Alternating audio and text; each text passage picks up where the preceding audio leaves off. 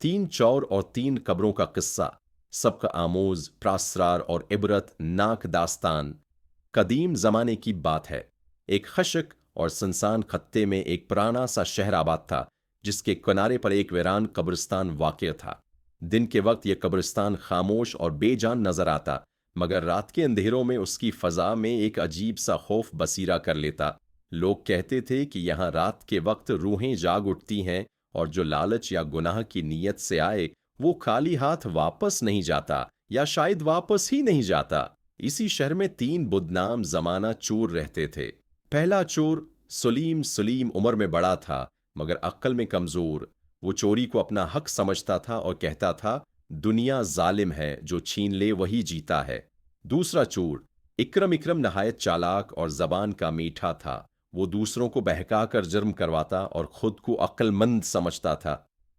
उसका ईमान था कि मौके हाथ से नहीं जाने देना चाहिए, चाहे तरीका गलत ही क्यों ना हो। तीसरा चोर बिलाल बिलाल सबसे कम उम्र था। उसके दिल में अभी जमीर की कोई चंगारी बाकी थी, मगर गरबत और सहबत ने उसे भी चोरी के रास्ते पर डाल दिया था।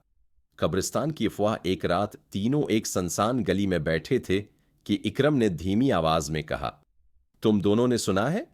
पुराने कब्रिस्तान में तीन कब्रें हैं जिनमें सोने के सिक्के दफन हैं। सलीम की आंखें चमक उठें। सच? फिर हम यहां क्यों बैठे हैं? बिलाल ने हचकचाते हुए कहा, मगर लोग कहते हैं वहां जाना खतरनाक है। इकरम हंसा, डरपोकों के लिए दुनिया में कुछ नहीं। आओ आज किस्मत आजमाते हैं। लालच ने अक्ल पर पर्दा डाल दिया और तीनों ने रात के अंधेरे में कब्रिस्तान का रुख किया। वीरान कब्रिस्तान चांद बादलों में छिपा हुआ था। हवा में अजीब सी सरसराहट थी। जब वो कब्रिस्तान में दाखिल हुए तो बिलाल का दिल जोर जोर से धड़कने लगा। सामने वाकई तीन पुरानी कब्रें थीं। एक के पास टूटा हुआ कत्बा, दूसरी पर झाड़ियां और तीसरी बिल्कुल नई मिट्टी से भरी हुई। इकरम ने सरगोशी की, हम तीन हैं और कब्रें भी तीन। इंसाफ यही है कि हर एक एक कब्र खोदे। सलीम फौरन तैयार हो गया। बिलाल के हाथ कांप रहे थे, मगर वो भी खामोश रहा।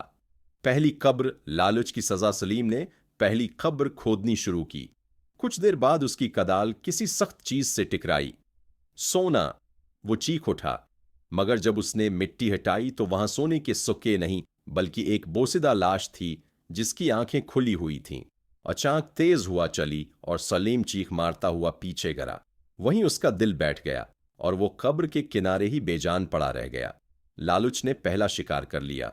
दूसरी कब्र फरीब का अंजाम इकरम ने यह मंजर देखा, मगर अबरत हासिल करने के बजाय गुरूर से बोला, यह महज वहम था, असल खजाना मेरी कब्र में होगा।